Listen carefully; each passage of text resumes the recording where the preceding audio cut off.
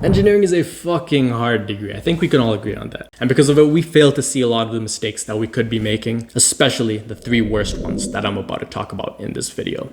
My name is Aaron. I'm a third-year mechanical engineering student at Canada's top engineering university. I secured my very first internship within only a 2-week time period, despite many limitations. So I can assure you with 100% that you can follow my advice. And the first mistake that most engineering students make is trying to prioritize grades above all else. So in first year, we're all straight out of high school pretty much, and we're trying to get the best grade possible. And it's even more tempting to try to perfect our report card when all of these other students are trying to achieve the best report card possible as well, right? But what isn't said enough by teachers and other mentors is that grades don't actually fucking matter in the engineering industry. Look at any job posting for a professional engineer. They're not looking for someone with a 4.0 GPA. They're looking for someone with passion. They're looking for someone with deeper levels of skill, like leadership, communication, influence, all these types of things that are neglected by engineering students. Like, look at the nerd that studies 24/7 in the library. He averages 12 hours a day on the laptop, studying, and 0 words spoken per day. And when he's studying all day, he's thinking that he's dominating. And you know, he kind of is. He's dominating all of the grades. He gets the perfect straight A report card. But once he actually graduates, he can't get a single fucking interview by any of these companies that he's sending his applications to, because he didn't look at the deeper levels of engineering. And if he actually does get an interview, he can't even answer a single question that they ask him, because he was studying all day like a fucking goblin and he didn't speak to a single soul. So that's what I'm saying. Don't pedestalize your report card and the grades that you get in university. It's very tempting when other students are doing this, but what they don't realize is that it doesn't help you at all, okay? What does help you is the deeper levels below intelligence that are actually more important in the engineering industry. Now, I also want to say as a disclaimer, don't just slack off in your classes, skip all your classes, cheat on your assignments. I'm going to talk about that more later in my third tip, but I am saying that you should direct more of your time towards not grades, but other things. And you might be thinking, what other things? I'm talking about stacking experience and stacking relevant skills, which brings me to my second mistake that most engineering students make, which is neglecting experience. I can't emphasize it enough, but experience is the absolute most important thing that you can have and build while you're in university. And there are 3 levels. I'm gonna talk about it in a form of a pyramid. At the bottom level, we got projects, which can be divided into 3 types of projects, but I'll elaborate that in a bit. And then above that, we got internships, which is going to be the ultimate experience that we can have as an engineering student. And above that is the pinnacle of all experience, which is the actual job that we get after university. Because what did we step into university for? We stepped in here for an actual career that we can work towards in engineering and helping the development of humanity, right? But in order to get this job that we're working oh so hard towards, we must have experience. Look at any job posting for an actual engineering position, you're going to need experience in the engineering industry. Which brings us to the second layer, which is internships. And the reason that I said it's the ultimate experience that we can have is because we understand how the engineering industry works. We learn how fabrication works. We learn how manufacturing processes work. We learn how to talk to other engineers. We learn how to take orders from project managers. Internships is basically a free trial for the actual engineering job that you get after university. And yeah, it's really competitive to get an internship because you're competing against sometimes hundreds, sometimes thousands of other applicants. But as I said, I got my internship, my very first internship, within only a 2-week time period, despite having no design club experience, no connections, no network, having no co-op program to turn to because I didn't join it, and having no industrial experience. 4 things that people said that I should have had to get an internship, but I still got it much, much quicker than those people did. Those people take months to get internships. I got mine in a 2-week period. So I can say with 100% honesty that no matter what level you're at, there's no reason you can't get similar results if you follow the exact way that I did it. Linked down in the description. I have a course for it that follows step by step how you should do it. Now you might be thinking that you also need experience for internships as well, don't you? Because you could look at any other internship posting and it'll require some skills or some experience that you've had in the past.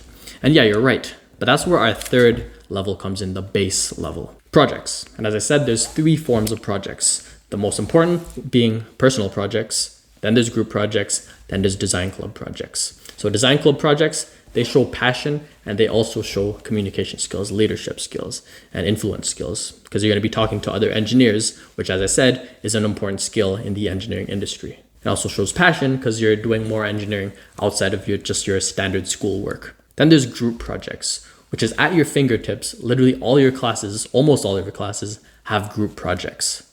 And you're going to take this as an opportunity to be the main communicator and the main leader. Because as you've seen in your classes, not a lot of these students are talkative people.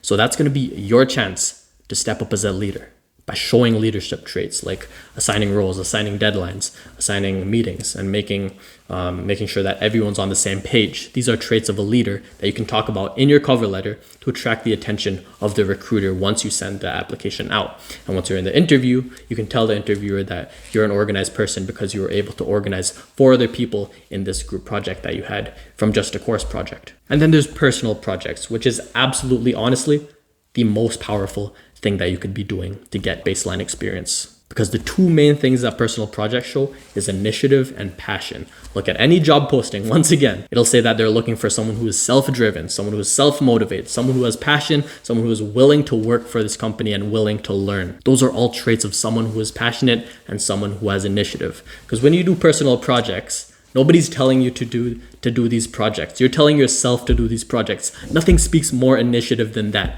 And nothing speaks more passion than actually having the will to do your own projects on your own time away from your standard courses. If you're taking a step back from your engineering courses to do more engineering, that speaks passion. And these recruiters know that. Now, I also want to mention that the best way that you could show your personal projects and your design club projects is through a design portfolio. Because recruiters, they look at a lot of applications. They look through hundreds or it's sometimes thousands of applications per day. And a lot of these applicants, they're just sending a resume and cover letter, which means that these recruiters, they're just looking through pages of text and text and text. And that's fucking boring for them. So the one thing that's going to stand out is that design portfolio, because they don't have to read a single word on your portfolio to see the work that you've actually done, because you've got literal images presented to them. Like for an analogy, imagine scrolling on YouTube and having no thumbnails to look at for these videos that you're browsing through. You wouldn't have a visual representation to know what's going to happen in that video.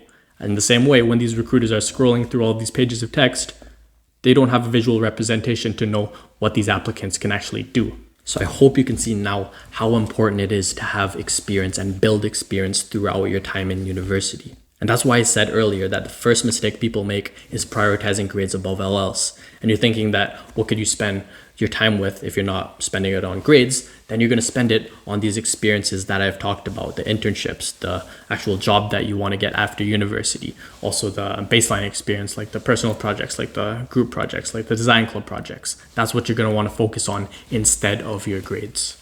Now, the third mistake is cutting corners. And I can honestly say that majority of your peers in your classes that you see, they cut corners. They make this exact mistake because they use ChatGPT to do all of their assignments. They cheat on exams. They take online exams as an opportunity to cheat with their other friends who also cheat. And these are the types of people that I call pretengineers. They're not actually passionate about engineering. They just cheat their way through university. And I know that you're not one because you're this far into the fucking video. You wouldn't be watching engineering content on your own precious free time as an engineer. I know that you're passionate. And like right now, you're nodding your head saying that it's not okay to cut corners because we know that when you cut corners in university, you're going to cut corners when you actually enter the engineering industry. These pretengineers that I talk about, they cut corners when they're designing a bridge or something, and then that bridge ends up collapsing. They neglect maintenance that should be done on a building or should be done on a gas tank, and that ends up killing hundreds or sometimes thousands of lives. See, this is what happens when you fail to have your own personal values and your own morals to follow when you're in university studying engineering.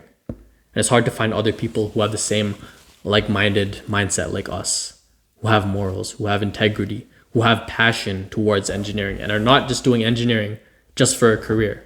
Because a lot of the students in your class, they're the types of people like when you ask them, what do you want to do after university? They just say, oh, wherever life takes me, whatever pays well. They're just doing engineering for a fat paycheck. They don't have any passion like me and you. And it's fucking sad to see that we can't actually connect with other passionate engineers in our classes because majority of them are pretengineers. And that's exactly why I made the community that I linked again down in the description. It shows you how to get the internship in the same way that I did, in an honest way. It shows you the community of other engineers around the world who have same passion and same motivation towards engineering like us. And it also includes templates for portfolios. Like I mentioned before, portfolios are so fucking powerful. And I included templates for you so that you can save time, save hours making a portfolio. And you could make your portfolio in like 5 minutes. So click that top link in the description. I really, really think you should join.